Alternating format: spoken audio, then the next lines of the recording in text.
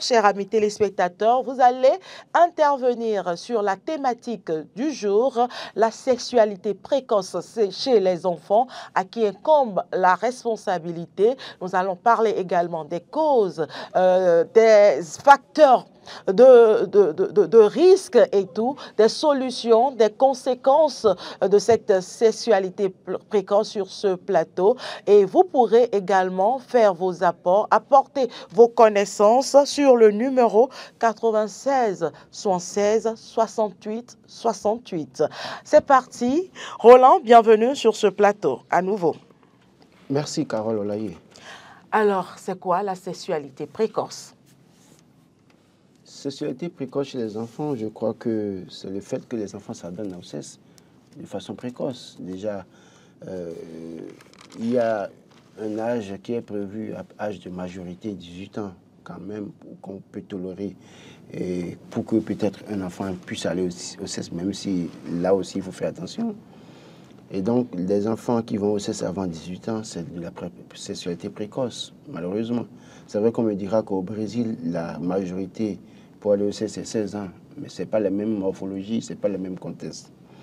Et donc, dans le cas d'espèce au Bénin, quand on prend sexualité précoce, c'est tout enfant qui s'adonne au sexe avant les 18 ans, déjà à 10 ans, à 11 ans, même parfois c'est 5 ans, c'est 8 ans, c'est 6 ans. Aujourd'hui, avec les vicieux que nous avons et les pervers que nous avons dans nos un peu partout dans nos coins, dans nos communautés, ces enfants qui sont exploités. D'ailleurs, même dans les pays développés, on a pu voir les grands artistes là qui ont été condamnés tout récemment pour avoir abusé sexuellement des enfants de 5 ans, 2 ans, 3 ans. Donc, sexualité précoce, c'est à ce niveau-là. Et j'estime qu'aujourd'hui, malheureusement, c'est devenu comme une norme dans nos sociétés où les gens n'ont de plaisir qu'à être avec les petites filles qui n'ont pas l'âge de la majorité. Et cela interpelle plus d'un, ça interpelle chacun de nous, en ce sens que c'est parfois le manque d'inattention des parents, l'irresponsabilité, nous les parents, c'est parfois les milieux dans lesquels nous nous retrouvons, notre mode de vie qui favorise cela. Et il va falloir... Vous abordez déjà les causes, oui, les causes de ce phénomène. Les causes, c'est qu'il y a des pervers un peu partout autour de nous. Les vicieux. Les vicieux qui... malheureusement, veulent faire des... Ils commencent par des attouchements sur les petites filles, parfois, et ça, parfois c'est les petits garçons, hein, c'est la domestique qui fait des attouchements aux petits garçons.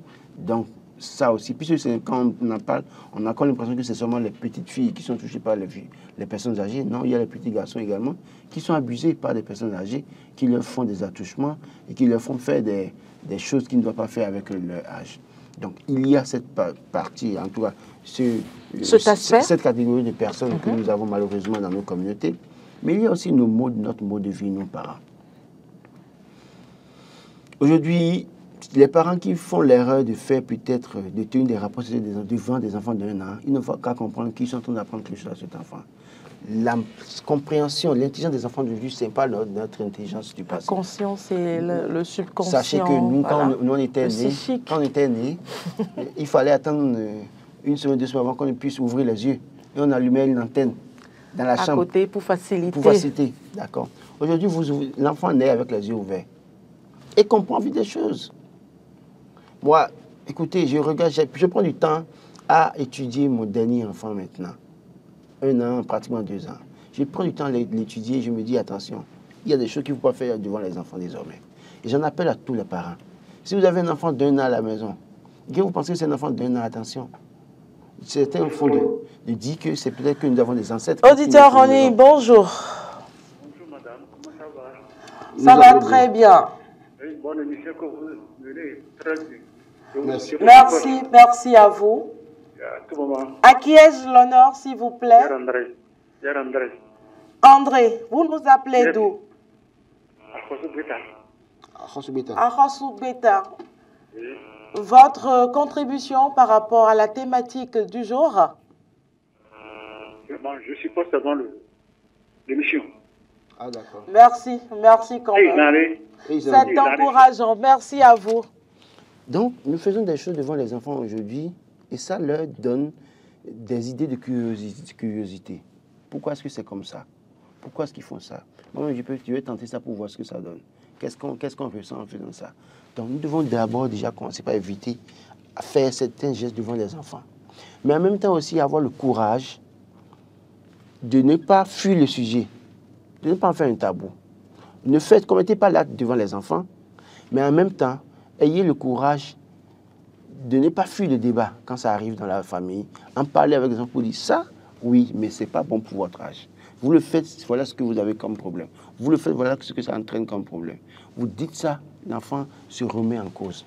Mais vous fuyez. Un anecdote avant que vous ne poursuivez, et Roland, avant-hier, mon petit garçon vient me voir et me dit, maman, je peux te confier un secret? Je dis, oui, vas-y. Il dit, tu n'en parles à personne parce que c'est un secret. Je dis, oui, je connais le mot secret, je connais le sens de secret, donc je n'en parlerai pas. Il dit, mais maman, celle qui est à côté de moi m'a dit qu'elle est amoureuse de moi. Voilà. Moi, je me suis dit, tu es sûre qu'elle sait de quoi elle parle? Elle dit, mais elle dit qu'elle est amoureuse de moi.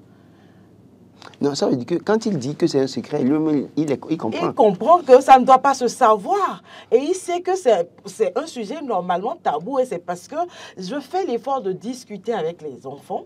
Oui, donc ça veut dire que qu'il a eu le courage de venir m'en parler. Sinon, il pouvait garder ça pour lui. Et peut-être commencer par mettre en pratique ce qu'il voit à la télé à certaines occasions.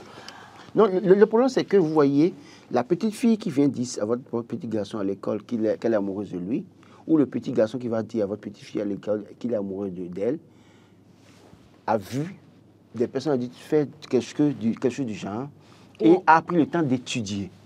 Et maintenant a envie d'expérimenter ça.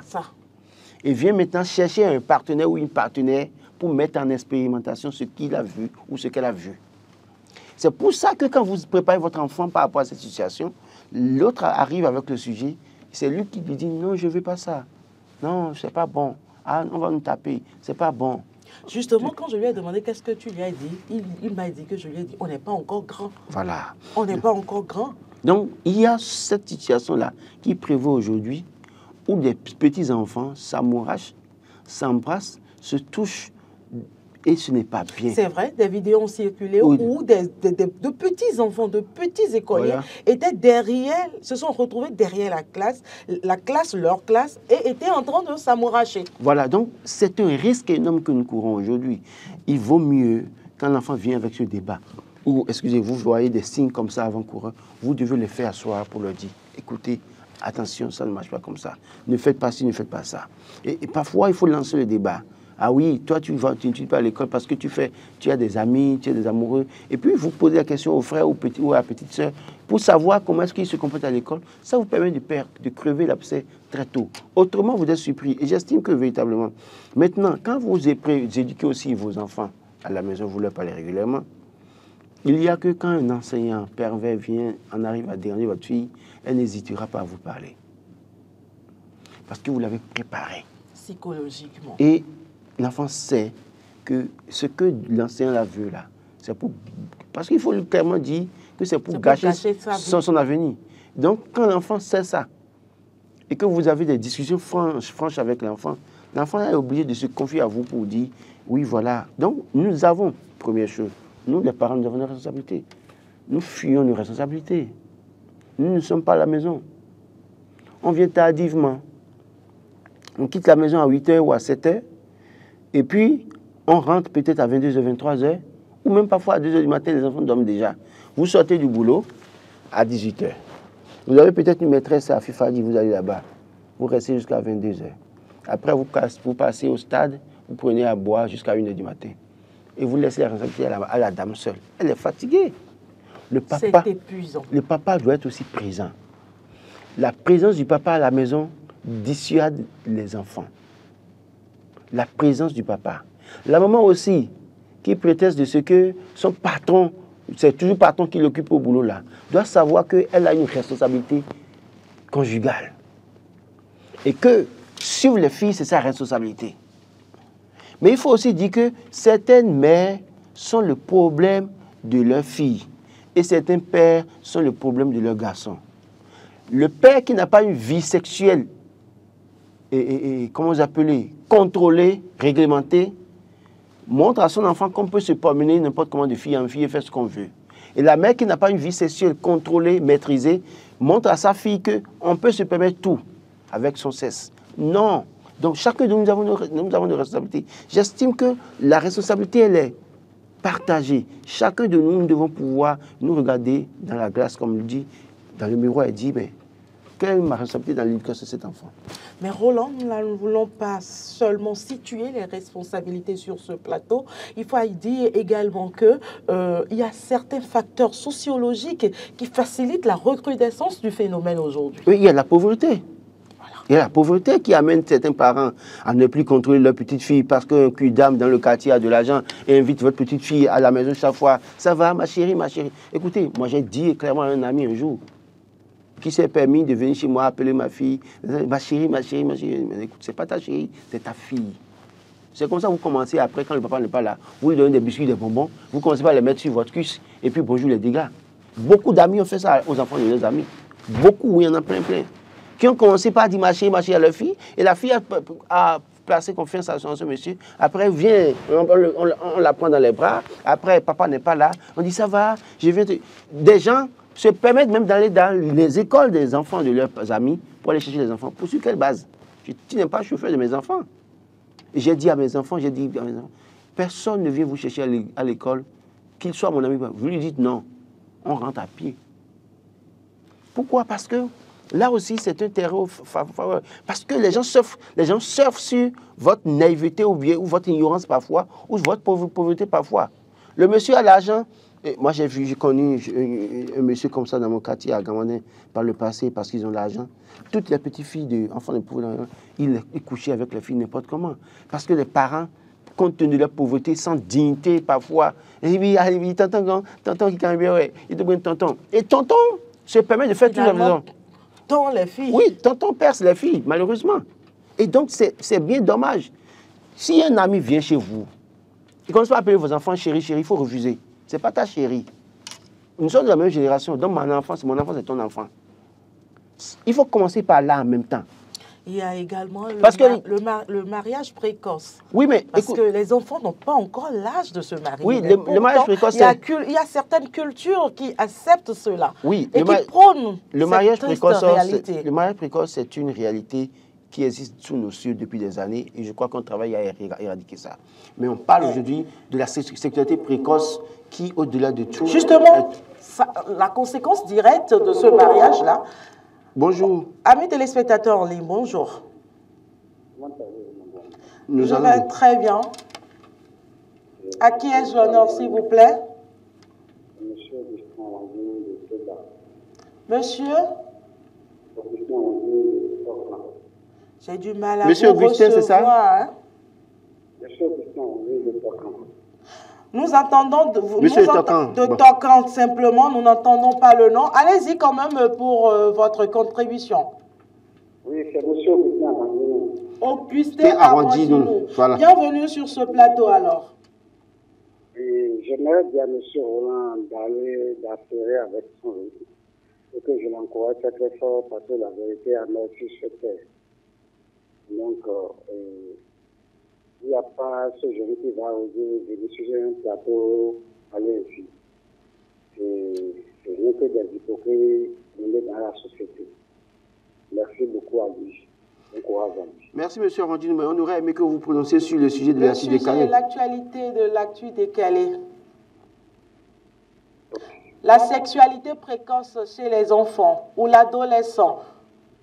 Oui, évidemment, c'est une question de réalité. C'est une question de réalité qui dégrade la société à ce jour. Et puis, ça se passe aussi dans l'organisation. C'est pas que au niveau des enfants seuls à la maison, ça se passe aussi quand vous avez des enfants qui vont au stade, tout ça là, ça se passe aussi. Je ne vais pas trop en dire. Mais seulement que je dis merci beaucoup à M. Roland. Merci. Merci à vous. Très belle journée à vous. Donc je disais, il faut déjà commencer par éviter un certain nombre de comportements. Il y a des relations qu'il faut interdire. quand vous voyez votre enfant fréquenter les enfants du voisin et qu'il ne veut plus passer du temps à la maison, c'est là-bas, elle doit partir, c'est votre fille. Il faut arrêter. Il faut commencer par l'interpeller. Si c'est votre garçon également, si des garçons, il faut commencer par l'interpeller.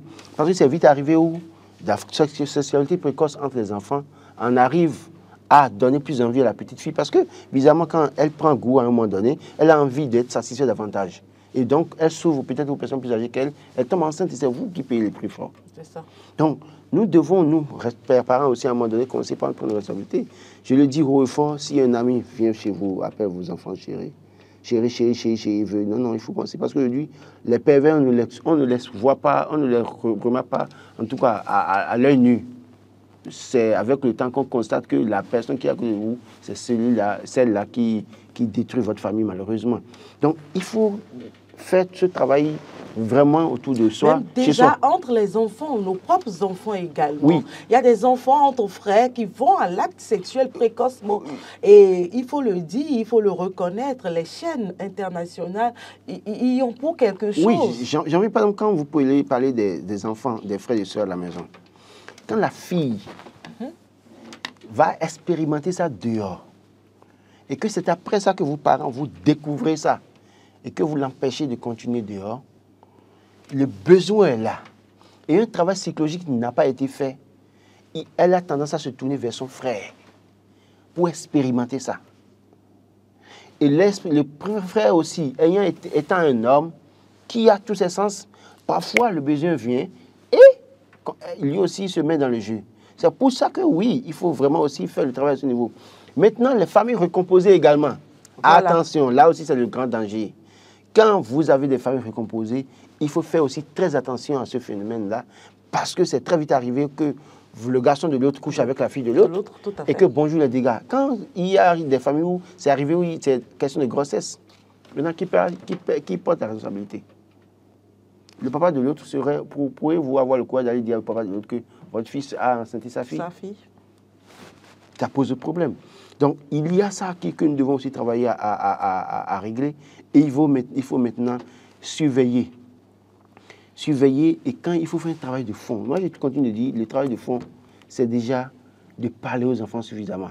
Sensibiliser les enfants. Pour dire, attention, oui, vous connaissez, parce que d'abord, vous parlez des chaînes également. Hein. Les chaînes, aujourd'hui, nous montrent tout. Même aujourd'hui, ce n'est plus le sexe entre hommes-femmes qui est même promu, malheureusement. C'est le sexe entre hommes-hommes qui est promu. Et même dans les dessins animés, on fait la promotion. Ouais, bon, il y a longtemps que j'ai coupé ça. Hein. Bon, bref, j'ai coupé ça. Même dans les films aujourd'hui, oui, on trouve le moyen d'insérer cette pratique malsaine à la limite dans les films. Je crois que ce sont nos instances à charge, la RAC bien évidemment, les autorités qui doivent pouvoir interdire la diffusion d'un certain nombre de dessins animés sous nos cieux. Sauf que depuis qu'on en parle, personne ne réagit. Il vaut mieux que nos autorités prennent leurs responsabilités, parce que dans notre culture, nous ne sommes pas habitués à ça, nous n'avons pas appris ça. Bon, c'est une parenthèse.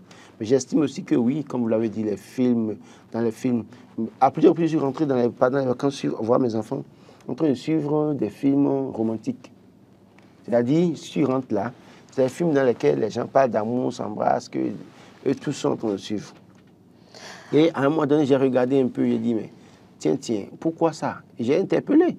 Mais un autre jour, je suis revenu, j'ai vu la même chose. J'ai dû prendre mes responsabilités pour dire, attention, ça ne continue pas. Donc, il y a que parfois, nous, parents aussi, nous ne prenons pas la juste mesure des choses. Nous ne sommes pas assez attentifs à ce qui se passe autour de nous.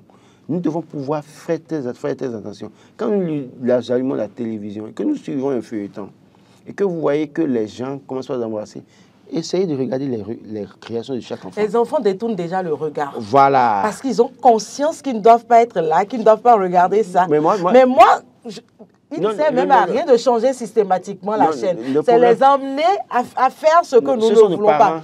C'est une manière de sensibiliser. C'est l'occasion de sensibiliser. Oui, c'est ce que moi je fais. Ce sont nos parents qui, avant, quand on fait ça, ils nous attisent d'éteindre la télé et ils nous disent d'aller dormir. Mais aujourd'hui, c'est plus ça. Mais enfin, quand vous voyez les enfants détourner le regard, en même temps... Moi, je disais à ma fille, tu connais déjà ça. Il faudrait regarder. Mais est-ce que ceux qui sont là, ils ont ton âge? Donc, moi, voilà, justement. Donc, c'est de cette manière qu'on entame la discussion. Tous ceux qui regardent film où les gens s'embrassent, les enfants détournent les regards, ils pensent que les enfants ne sont pas intéressés. Ils sont bien intéressés. Il vaut mieux faire... Amis téléspectateurs en ligne, bonjour. Oui, bonjour. À qui ai-je l'honneur, s'il vous plaît? Ça fait plaisir d'entendre la voix d'une femme sur ce plateau. Madame Rachel, bonjour. Oui, c'est Madame Aromadon Yekou Françoise. Monsieur Aromadon, Madame Aromadon. Yekou Françoise, c'est ça? Françoise. Ok. Allez-y pour votre commentaire. D'abord, vous nous appelez d'où? J'appelle d'Akogbato. D'Akogbato. Alors, allez-y pour votre commentaire. Qui est bitumé. Pardon? Akogbato, il y a du bitume maintenant. Ah bon? Vous circulez normalement à Akogbato maintenant, non? Oui. Ah oui, voilà. Allez-y pour votre commentaire. Sinon, je n'ai jamais suivi votre émission. Je suis tombée dessus tout de suite comme ça. Oui. C'est intéressant. J'ai entendu mais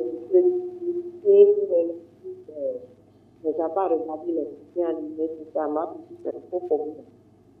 Parce que la télé, c'est pour montrer une chanson dans laquelle les la chanson, les pornos, c'est des politiques, pornos prônés dans la chanson. Quand je suis tombée du chemin, j'ai regardé des prières, tout ce que les frères. Ça m'a tellement choqué. Au lieu d'un enfant qui parle de déjà à cause de cette chose-là, et voilà que l'enfant qui montre des choses comme ça. Et quand les enfants vont regarder des choses comme ça, entre eux, mais ils ne seront pas là. Au moins les chansons, ils vont vous regarder pour se dire, apprendre à danser, apprendre à danser. Dans ce chanson, ce n'est pas ça. C'est carrément va annuler la télé pour les hommes. Je pose la question. Moi, je vois la télé qui a mis ça. Il y a l'école dedans. Sexualité précoce, l'école dedans. Ce que les enfants ont dit, c'est faux. Supprimer la télé. Supprimer la télé.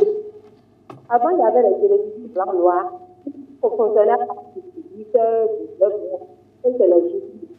Rarement, on regardait les ça pour et dans cette chanson, les grands artistes se respectaient. Actuellement, c'est des choses. Ça, c'est même des process. Et avec les enfants, les filles, les règles, voilà. Madame, on vous aura compris, c'est vrai qu'on a eu un peu de difficulté à vous entendre sur ce plateau. Merci quand même pour votre analyse, pour votre lecture de cette thématique qui s'intitule « La sexualité précoce chez les enfants ». Et Roland, avant de poursuivre sur ce plateau, nous allons essayer de lire quelques... avis, quelques commentaires de nos internautes. Bonjour à tous, voici la réaction des internautes par rapport au sujet du jour. Le coquet 229 aux parents, surtout la mère. Mais le sujet du sexe est tabou chez nous. Donc les enfants ont peur de parler du sexe avec les grands. Mais il faut reconnaître que les réseaux sociaux ont tout gâté aujourd'hui. Bref, les parents font leur travail en vain. Mario Codero, les parents, surtout en l'occurrence la mère. Donc la responsabilité incombe à la maman. Adjewoda Pierre, les réseaux sociaux. Michael ou Michel Poviesi, les réseaux sociaux. Rodigre Akporo, personne. Donc la responsabilité, selon lui, n'incombe à personne. Chirac pense que c'est aux parents. Rodigre Akporo, oui, je l'ai déjà lu, à personne. Géraud, également à personne. C'est le monde, la fin des temps. Catalyseur aux parents. Stéphane Maou, Tonji Christian, aux parents et aux enseignants. Romain, tout le monde est interpellé. Mara, on ne peut que dire les parents. Comment arrivent-ils à jouer leur rôle d'éducation, surtout à la maison. El Paterno, la société tout simplement. Lewis, la télévision. Léon, ceux dont les enfants n'ont pas encore atteint la puberté viendront aussi accuser les parents. Voilà. Billon également les parents. Et pour finir, Saturnin qui pense également que la responsabilité de la sexualité précoce incombe aux parents. Roland Tonneikes. Oui, je l'ai dit dès le début de l'émission que ça incombe aux parents. Nous avons nos responsabilités. Nous fuyons nos responsabilités. Nous ne sommes pas assez attentifs au développement de nos enfants. Nous ne sommes pas assez attentifs sur la situation qui prévaut autour de nous. Et donc, du coup, on est surpris, malheureusement, de voir que notre enfant, notre garçon ou bien fille a déjà une sexualité assez développée. Donc, il faille que nous puissions prendre nos responsabilités. Et puis aussi, essayer de mettre fin à certaines pratiques autour de nous, je l'ai dit. Pas de complaisance à voir sa fille. C'est vrai, vous avez abordé beaucoup de solutions, mais pour finir, nous allons rapidement aborder les conséquences. Oui. Amis téléspectateurs en ligne, bonjour. Oui, bonjour, madame. À qui ai-je l'honneur, s'il vous plaît? Madame Dedo Marina. Madame Marina, bienvenue sur ce plateau. Merci. Allez-y pour votre rapport. Oui, j'aimerais rapidement répondre à la question. La responsabilité incombe bien sûr aux parents et également aux tuteurs de l'enfant. Parce que l'enfant peut ne pas être chez ses avec ses parents biologiques et être avec d'autres personnes. Donc, il incombe à cette personne-là de veiller à l'éducation sexuelle, ce qui est un peu tabou dans notre société. Et on remet l'éducation sexuelle dans la main de Dieu, on dit l'enfant va se débrouiller. L'autre chose, ce n'est pas d'interdire la télévision aux enfants, non. Parce que il y a beaucoup d'enfants, quand ils vont à l'école, c'est là-bas ils découvrent les choses. Avec les amis, surtout, parce qu'après l'école, il y a les marches, quand vous marchez pour rentrer, il y a des discussions qui se mènent sur la route. À l'heure de pause, il y a beaucoup de discussions qui se font également. Vous pouvez interdire à votre enfant de ne pas regarder la télévision à la maison. Mais quand il ou elle va à l'école, qu'est-ce qui se passe là-bas? Vous n'en savez rien. Les amis font le compte rendu même des télénovelas. Exactement. Il y a des commentaires qui se font autour. Donc, la meilleure manière, c'est de faire asseoir l'enfant, que ce soit la maman ou bien le papa. Parce que souvent, les papas, ils laissent cette l'autre tâche-là à la mère. Et quand la mère aussi n'a pas cette éducation, quand elle n'a pas évolué dans les études et qu'elle comprend beaucoup de choses, elle aussi, elle ne peut pas transmettre cela. Donc, si c'est le papa qui a l'habileté là pour le faire, qu'il le fasse. Faire asseoir l'enfant, discuter. Déjà, moi je dis même déjà à 9 ans, 10 ans, il faut commencer par faire cela. Dis à l'enfant que d'ici là, tu vas constater des changements sur ton corps. Il y aura une boule qui va sortir dans tes seins, c'est normal. Il y aura des poils qui vont commencer par pousser. Tout ça, c'est normal. Maintenant, il faut veiller à ton hygiène corporelle. Et ce n'est pas une raison aussi de commencer parce que le cœur va commencer par battre. Quand tu vas rencontrer quelqu'un, le cœur va commencer par battre. Ce n'est pas le meilleur moment d'aller vers.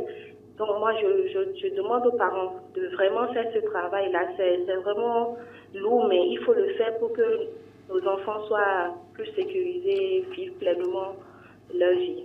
Merci à vous, madame. Vous avez presque tout dit, vous avez résumé et je vous remercie pour cette contribution sur la thématique du jour. Merci également à vous, Roland Tonneikes. Vous êtes journaliste, analyste politique et c'est avec plaisir que j'ai pu animer cette émission de fond en comble avec vous. C'est tout pour ce numéro de Matin d'Éden. Merci de nous avoir suivis. À très bientôt. Retrouvez Maury Arnaud Agua déjà demain